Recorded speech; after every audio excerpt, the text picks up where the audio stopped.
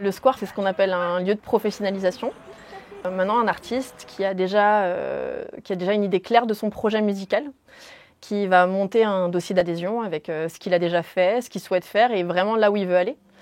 Et en fonction du projet artistique, on va voir pour pouvoir l'intégrer, le faire venir dans la structure. Et une fois qu'il est là, il a accès à toute l'infra en elle-même, les gens qui sont à l'intérieur, les gens qui travaillent au square, toutes ces choses-là. Et du coup, c'est vraiment un lieu pour se professionnaliser. Et l'idée, c'est de viser la signature en maison, la signature sur un label, des choses comme ça.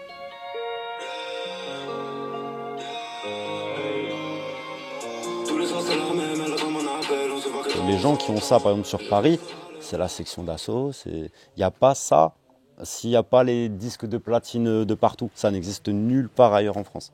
Aujourd'hui, nos projets, ils ont de la gueule parce que c'est un lieu d'échange.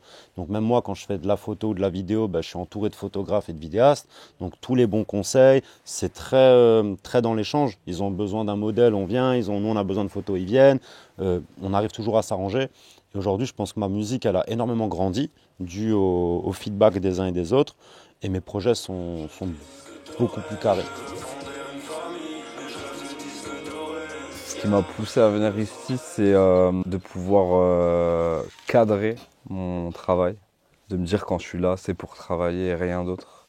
C'est un lieu d'échange, c'est devenu presque familial. Et à côté de ça, ça permet d'avoir accès à du matériel qu'on n'a peut-être pas forcément les moyens de s'offrir tout de suite dans l'immédiat.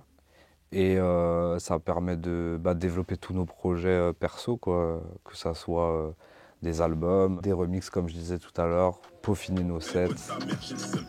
En gros, c'est ça. Pour moi, le mot, en un mot, c'est une famille et de l'échange et du partage.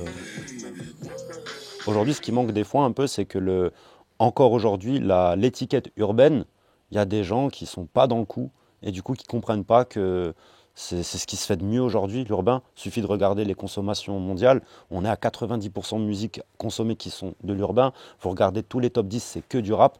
Donc on aime ou qu'on n'aime pas. C'est juste que c'est la musique populaire. On peut dire clairement qu'on a eu des belles réussites. Il y a des artistes qui ont signé dans des maisons. On a des artistes qui sont repérés. On a des artistes qui sont sur des tremplins, sur des scènes nationales, qui sont des beaux tremplins. Chez nous, au démarrage, on avait un artiste qui est un beatmaker, qui n'est pas un artiste chanteur, qui s'appelle Medi9, qui maintenant fait une très très belle carrière chez Sony. C'est lui qui est à l'origine des prods et des instrumentales sur des grands artistes de la scène française comme Nino, comme Weshden, comme principalement des artistes urbains. On a Anastasia, qui est maintenant sur le label 14.